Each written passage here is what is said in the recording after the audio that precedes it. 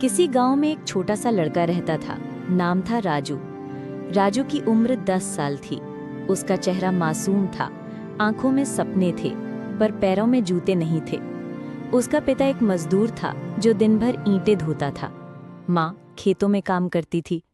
गरीबी ने उनकी जिंदगी को इस कदर जकड़ रखा था कि 2 वक्त की रोटी मिलना ही सबसे बड़ी खुशी मानी जाती थी। हर सुबह जब बच्चे यूनिफॉर्म पहनकर चमचमाते जूते डालकर स्कूल जाते, राजू नंगे पैर फटे हुए कपड़ों में चलता था। गर्मी की दोपहरी में जब सड़कें तवे जैसी जलती थीं, तब भी वो बिना जूते स्कूल जाता। एक दिन रास्ते में एक लड़के ने उसे देखकर कहा, अरे देखो, ये तो फिर से नंगे पैर आ रहा है। क्या तुम्हारे घर में जूते भी नहीं हैं?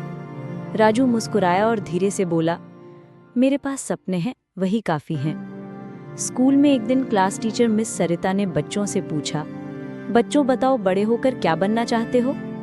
सभी बच्चों ने अपने सपने बताए, डॉक्टर, इंजीनियर, पायलट, टीचर। जब बारी राजू की आई तो वो चुप रहा। मिस सरिता ने उससे कहा, राजू, तुम क्या बनना चाहते हो? राजू ने बिना हिचकिचाहट कहा, मैम, मैं एक ऐसी कंपनी बनाना चाहता हूँ जो हर गरीब बच्चे को जूते दे सके, ताकि कोई और बच्चा कभी नंगे पैर स्कूल ना जाए। क्लास में एकदम सन्नाटा छा गया।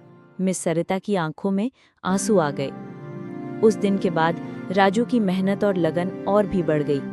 उसने खुद से वादा किया कि जब तक अपने सपने को हकीकत नहीं बना लेता, चैन से नहीं बैठेगा। राजू के पिता की तबीयत खराब रहने लगी। घर में खर्च चलाना मुश्किल हो गया। माँ ने खेतों में ज्यादा काम करना शुरू कर दिया।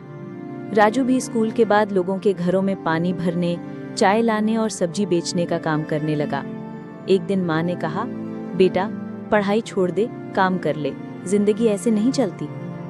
राजू ने माँ के हाथ थामकर कहा, माँ, मैं तुम्हारे लिए एक दिन वो सब लाऊंगा जो तुमने कभी सोचा भी नहीं होगा, बस मुझे थोड़ा और समय दो। रात में जब सब सो जाते, तब राजू लालटेन के नीचे पढ़ाई करता। उसका सपना उसे जगाए रखता था। 10वीं की परीक्षा में राजू ने पूरे जिले में टॉप किया। पूरे गांव में खुशी की लहर दौड़ गई। एक एनजीओ के व्यक्ति ने उसका इंटरव्यू पढ़ा और उसकी कहानी से प्रभावित होकर उसे एक स्कॉलरशिप ऑफर की, शहर में आगे की पढ़ाई के लिए। शहर में आकर राजू की जिंदगी बदल गई, लेकिन चुनौतियां खत्म नहीं हुईं। वहां के बच्चों के पास लैपटॉप, किताबें, ऑनलाइन कोर्स थे और राजू के पास था एक पुराना मोबाइल और ढेर सारी मेहनत। पर उसने हार नहीं मानी।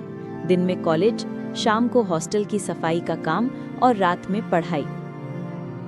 राजू ने ग्रेजुएशन के बाद बिजनेस में दाखिला लिया। वहीं उसने अपना प्लान तैयार किया, एक ऐसी कंपनी जो लो कॉस्ट, टिकाऊ और स्टाइलिश जूते बनाए। उसका नाम रखा चल पड़ो। शुरुआत में किसी ने उस पर भरोसा नहीं किया। फंडिंग नहीं मिली, कर्जा बढ़ता गया, दोस्त ने साथ छोड़ दिया। एक समय ऐसा आया जब राजू के पास 2 वक्त की रोटी भी मुश्किल हो गई। एक दिन वो रेलवे स्टेशन पर बैठा था, मायूस। तभी उसने देखा एक गरीब बच्चा प्लेटफॉर्म पर नंगे पैर भाग रहा था। उसके पांव कटे हुए थे, खून निकल रहा था, फिर भी वो हंस रहा था। राजू के आंसू निकल आए। उसने खुद से कहा, मैं रुक नहीं सकता, ये जूते सिर्फ कारोबार नहीं, ये किसी की जरूरत है। उसने फिर से काम शुरू किया। सोशल मीडिया पर एक वीडियो बनाया अपनी कहानी के बारे में। वीडियो वायरल हो गया। लोग उसकी जद्दोजहद से जुड़ने लगे। कुछ ही महीनों में उसे निवेशक मिल गए। उसका पहला वर्कशॉप खुला, 5 मजदूरों के साथ। 3 साल बाद चल पड़ो कंपनी भारत की सबसे तेजी से बढ़ती हुई फुटवेयर ब्रांड बन गई। राजू ने ऐलान किया कि हर बिके हुए 100 जोड़ी जूतों पर 1 जोड़ी जूते किसी गरीब बच्चे को मुफ्त दिए जाएंगे। एक दिन एक सरकारी स्कूल से उसे बुलाया गया जूते दान करने के लिए। वहां पहुंचा तो देखा एक मासूम बच्चा नंगे पैर खड़ा था। राजू ने खुद झुककर उसे जूते पहनाए। बच्चे ने पूछा, आप कौन हो अंकल? राजू मुस्कुराया और बोला, मैं भी कभी तुम्हारी तरह नंगे पांव था। राजू गांव लौटा, उस घर में जहां कभी माँ ने कहा था पढ़ाई छोड़ दे। अब वही माँ उसकी कंपनी की डायरेक्टर थी, बिना पढ़े। राजू ने माँ के पांव छुए और कहा, माँ, अब कोई बच्चा तेरा बेटा बनकर नंगे पांव नहीं रहेगा। गांव के स्कूल में एक बड़ा बोर्ड लगा, राजू फाउंडेशन, हर सपने को पंख दो। आज राजू टेडेक्स, स्कूलों, कॉलेजों और जेलों में जाकर एक ही बात कहता है, जिंदगी कभी आसान नहीं होती, पर अगर आपके पास एक मजबूत सपना हो तो कोई भी मुश्किल आपको तोड़ नहीं सकती। मेरे पास जूते नहीं थे पर हौसले थे, और वही हौसले मुझे यहाँ तक लाए हैं। अगर कभी लगे कि हालात तुम्हारे खिलाफ हैं, तो याद रखना, सबसे बड़े हीरे सबसे ज्यादा दबाव में ही बनते हैं। अपनी कमजोरी को ताकत बनाओ। सपनों को सिर्फ देखा नहीं जाता, उन्हें जिया जाता है।